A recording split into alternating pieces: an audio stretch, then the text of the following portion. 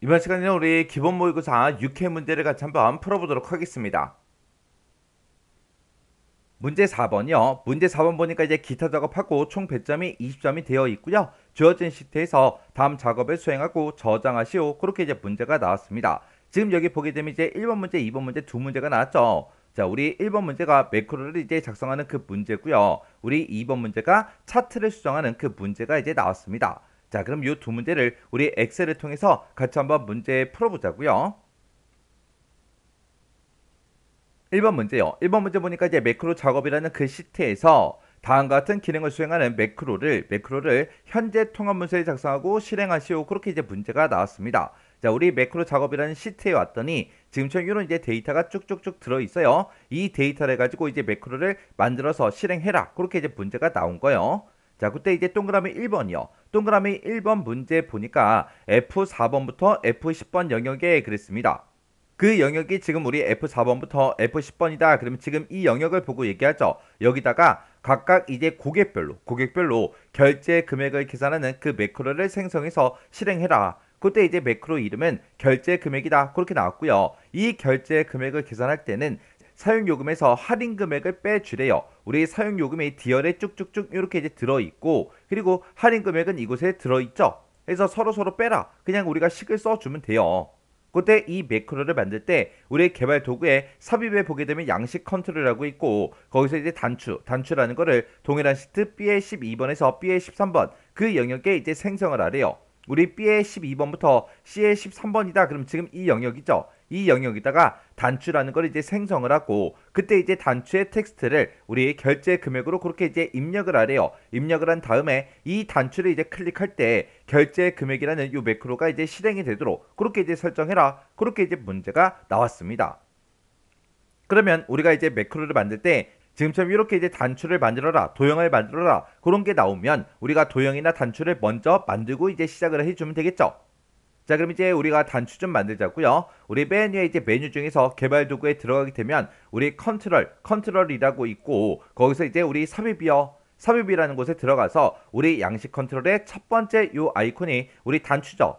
요 단추 이제 클릭을 한번 해주고, 그리고 우리 B의 12번 셀부터 시작해서 우리 C의 13번까지 이만큼 이제 쭉 드래그해서 우리가 단추를 만들어주면 되죠. 이렇게 이제 단추만 만들어주면 지금처럼 매크로 지정 대화 상자가 짜잔하고 이렇게 이제 나타납니다. 그러면 여기다 이제 우리 매크로 이름 써야죠. 자, 매크로 이름은 이제 결제 금액이요.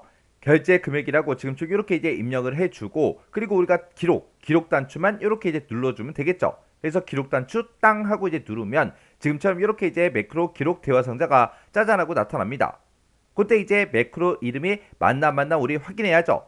그리고 매크로 저장 위치는 현재 통합 문서가 맞나 요거 이제 두 가지만 확인만 해주면 됩니다. 그리고 여기서 이제 확인 버튼을 땅 하고 이제 누르면 되는데, 그때 여기서 이제 확인 버튼 얘를 이제 땅 하고 이제 누르게 되면 매크로가 켜지는 거죠. 지금은 아직 매크로 안 켰어요. 안 켰을 때는 이 위쪽에 매크로 기록이다 이렇게 이제 떠 있고요. 그리고 아래쪽을 봐도 매크로 기록 그 아이콘이 이렇게 이제 나옵니다. 그때 이제 우리가 확인 버튼을 지금처럼 땅 하고 누를게요. 확인 버튼이요. 확인 버튼을 눌렀더니 이 위쪽에 우리 기록 중지 아이콘이 떴고, 아래쪽도 기록 중지 아이콘이 떴죠. 기록 중지가 떴다. 그 얘기는 매크로가 켜졌다라는 그 얘기요. 그러면 이제 우리는 불필요한 행동을 해서는 안 됩니다. 그래서 우리가 F의 4번 셀을 땅 하고 이제 찍어주고요. 그리고 는이라고 써주고 우리 사용요금 빼기 할인금액 이렇게 해서 계산해 달라 이렇게 해주면 되겠죠. 그러면서 이제 엔터만 땅 하고 이제 눌러주면 됩니다. 그리고 아래쪽으로 이제 채우기를 쭉쭉쭉 해서 우리가 이제 채우기 핸들에서 이렇게 이제 결과값을 이렇게 이제 계산해 주면 되겠죠. 그리고 나서 이제 우리 할 거 다 했으니까 비어 있는 셀 아무 곳이나 한번 클릭이요. 그리고 나서 이제 할 거 다 했으니까 기록 중지 시켜주면 되겠죠. 그래서 기록 중지 요 아이콘 이제 땅 하고 이제 누를 거예요. 그래서 기록 중지요. 기록 중지까지 시키면 이제 매크로 기록 중지가 끝났습니다. 그러면 이 해당 단추에 이제 텍스트 바꿔줘야죠. 그래서 이 해당 단추에서 마우스 오른쪽 버튼 눌러주고요. 그리고 나서 우리가 텍스트 편집으로 들어가 주면 되겠죠. 그리고 단추 1이라고 써져 있는 거 다 지워버리고 여기다 이제 우리가 결제 금액이라고 이렇게 이제 입력해 주면 됩니다. 글씨를 이제 다 입력했으면 비어 있는 셀을 또 한번 클릭해 주면 되겠죠. 그랬더니 단추에 이렇게 이제 글씨가 들어갔어요. 그럼 이제 우리 할 거 다 해준 거예요. 이렇게 하게 되면 우리 동그라미 1번 매크로 끝이요. 동그라미 2번 문제 보니까 뒤에 4번에서 F10번 그 영역에 그랬습니다. 우리 뒤에 4번부터 F의 10번이다. 그럼 지금 이 금액들이 들어있는 이 영역을 보고 얘기하죠. 이 영역에다가 우리 표시 형식을 통화로 이제 적용을 시키는 그런 매크로를 생성해서 실행해라. 그렇게 되어 있습니다. 그때 이제 매크로 이름은 통화로 하래요. 그때 이제 우리 도형의 사각형에 보게 되면 모서리가 둥근 직사각형이 있대요. 이거를 동일한 시트 우리 2의 12번에서 F13번 그 영역에 생성을 하래요. 우리 2의 12번이다. 그럼 지금 여기서부터 시작해서 F의 13번이다. 그럼 지금 이만큼의 영역을 보고 얘기하는 거죠. 여기다가 이 모서리가 둥근 직사각형을 만들고 그때 이 도형의 텍스트를 통화로 그렇게 이제 입력을 하래요. 입력을 하고 그 도형을 이제 클릭을 할 때 통화라는 그 매크로가 실행되도록 그렇게 이제 설정해라. 그렇게 이제 문제가 나왔습니다. 그러면 우리가 이 사각형, 이 모서리가 둥근 직사각형을 먼저 만들고 시작하면 되겠죠. 그래서 우리가 도형을 집어넣을 거니까 삽입이라는 요 메뉴로 찾아가면 됩니다. 이 삽입이라는 메뉴 찾아간 다음에 우리 도형 중에서 모서리가 둥근 직사각형이요. 지금 모서리가 둥근 직사각형이 이곳에 있죠. 요 아이콘 이제 땅 하고 이제 클릭을 해주고 그리고 우리가 이제 2의 12번부터 시작해서 F의 13번 그 영역에다가 이렇게 이제 도형을 만들어주면 됩니다. 그러면 지금처럼 이렇게 이제 도형이 만들어지고 이제 그냥 끝나는 거죠. 그때 이제 매크로 지정 대화 상대가 뜬다 안 뜬다 자동으로 뜨지 않더라. 우리가 이런 이제 단추를 만들었을 때만 우리 매크로 지정 대화 상대가 자동으로 뜨고요. 이런 도형 같은 것들을 만들었을 때는 자동으로 뜨지 않습니다. 그래서 이 도형 위에서 마우스 오른쪽 버튼 누르고요. 아래쪽으로 쭉쭉쭉 내려가다 보면 매크로 지정이라고 있어요. 요 매크로 지정이라는 거 요거 이제 클릭이요. 클릭하게 되면 지금처럼 매크로 지정 대화 상대가 짜잔 하고 뜹니다. 뜨면 여기다가 이제 우리 매크로 이름을 우리가 입력해 주면 되겠죠. 그때 이제 매크로 이름은 통화로 해라 라고 했으니까 우리가 통화 이렇게 이제 두 글자 이제 입력해 주고 우리가 기록 단추만 이렇게 이제 눌러주면 되겠죠. 기록 단추를 이제 땅 하고 이제 누르게 되면 지금처럼 이렇게 이제 매크로 기록 대화 상자가 짜잔 하고 뜹니다. 그러면 지금 여기서 이제 매크로 이름이 맞나 안 맞나 확인해 주고요. 매크로 저장 위치가 현재 통합 문서가 맞는지 요 두 가지만 확인해 주면 되겠죠. 그리고 나서 이제 우리가 여기서 확인 버튼만 눌러주면 돼요. 우리 아래쪽을 봤을 때 매크로 기록 그 아이콘이 떠 있죠. 근데 여기서 이제 확인 버튼을 땅 하고 이제 누르면 기록 중지 아이콘이 이렇게 짜잔하고 나타난다고요. 기록 중지가 떴다. 그 얘기는 매크로가 실행 중이다. 매크로가 켜졌다. 그 얘기죠. 그래서 매크로가 켜졌으니까 이제 불필요한 행동을 해서는 안 돼요. 그래서 우리가 해당 문제만 딱 풀어야 되겠죠. 그래서 뒤에 4번 셀부터 시작해서 우리가 F의 10번까지 요만큼 이제 범위 영역 지정해 주고 우리가 메뉴에 이제 홈이라는 이 메뉴에 보게 되면 표시 형식이라고 있고요. 그때 이제 표시 형식을 통화로 적용시키라고 그렇게 이제 문제가 나왔죠. 그래서 요 위에 보게 되면 지금 일반으로 되어 있는데 얘를 이제 클릭을 해서 우리가 이제 통화라는 거 요것만 이제 선택을 해주면 됩니다. 그랬더니 통화 기호가 싹 붙으면서 통화가 이제 적용이 됐죠. 그럼 이제 할 거 다 했어요. 그럼 이제 할 거 다 했으니까 우리가 이제 비어있는 셀 또 아무 곳이나 한번 클릭해 주고요. 그리고 나서 이제 우리가 기록 중지만 이렇게 이제 아이콘을 땅 하고 이제 클릭해 주면 됩니다. 그럼 이제 할 거 다 했으니까 이 도형에 우리가 텍스트를 이제 입력해 줘야죠. 그래서 이 해당 도형에서 마우스 오른쪽 버튼 눌러주고요. 텍스트 편집으로 이제 들어간 다음에 여기다 이제 우리가 통화하고 이렇게 이제 두 글자 써주면 되죠. 그리고 글씨 다 썼으면 우리가 비어있는 셀을 또 아무 곳이나 한번 클릭해 주면 됩니다. 클릭하게 되면 지금처럼 이렇게 이제 글씨가 입력이 됐어요. 그럼 이제 동그라미 1, 2번 둘 다 이제 끝났죠. 그럼 이제 매크로 다 만들었으니까 우리가 이제 확인해 줘야 돼요. 이 매크로가 정상적으로 실행이 되는지 안 되는지 확인해야 됩니다. 그때 이제 문제를 보니까 셀 포인터의 위치에 상관없이 현재 통합 문서에서 매크로가 실행돼야 정답으로 인정된다. 그렇게 이제 써져 있어요. 그러면 일단은 우리가 결제 금액 이거는 내가 직접 계산을 해 준 거니까 이거 다 지워버리고요. 그리고 우리가 이만큼 이제 범위를 지정한 다음에 우리가 표시 형식을 요거를 일반으로 다시 고칠게요. 고쳐놓고 우리가 셀 포인터가 어디에 있든 상관없이 결제 금액이라는 요 단추를 이제 땅 하고 이제 클릭하게 되면 지금처럼 결제 금액이 다 계산이 됐죠. 그리고 우리 또 셀 포인트의 위치가 어디에 있든 상관없이 우리가 통화라는 요 도형, 이 도형을 땅 하고 이제 눌렀더니 지금처럼 이렇게 이제 통화 기호가 전부 다 이제 적용이 됐습니다. 이렇게 해주면 이제 동그라미 1, 2번 매크로 다 만들고 확인까지 끝난 거죠. 이렇게 확인까지 끝나면 매크로 끝이요. 2번 문제요. 2번 문제 보니까 이제 차트 작업이라는 그 시트에서 차트를 지시사항에 따라서 아래 그림과 같이 이제 수정하시오. 그렇게 이제 문제가 나왔습니다. 지금 우리 차트 작업이라는 이 시트로 왔을 때 지금처럼 이제 데이터가 쭉쭉쭉 들어 있고요. 이 데이터를 이용해서 지금처럼 차트를 이렇게 이제 만들어 놨습니다. 자, 이 차트를 가지고 이제 문제를 풀어야 되겠죠. 여기 보니까 차트는 반드시 문제에서 제공한 그 차트를 사용해라. 신규로 이제 작성하게 되면 0점 처리된다. 그렇게 써져 있어요.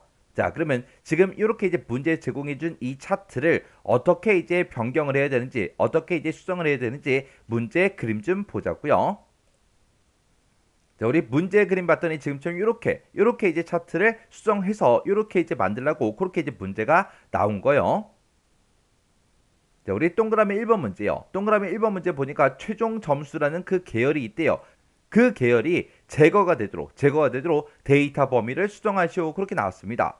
자, 지금 여기 보니까 우리 범례 쪽에 보니까 파란색은 중간이다, 주황색은 기말이다, 회색은 최종 점수다고 이렇게 있죠. 그러면 이 회색 막대기가 전부 다 이제 최종 점수 계열이죠. 그때 우리가 회색 막대기 중에서 아무 막대기나 하나를 이제 선택을 해요. 선택을 하게 되면 지금처럼 모든 회색 막대기가 다 선택이 됩니다.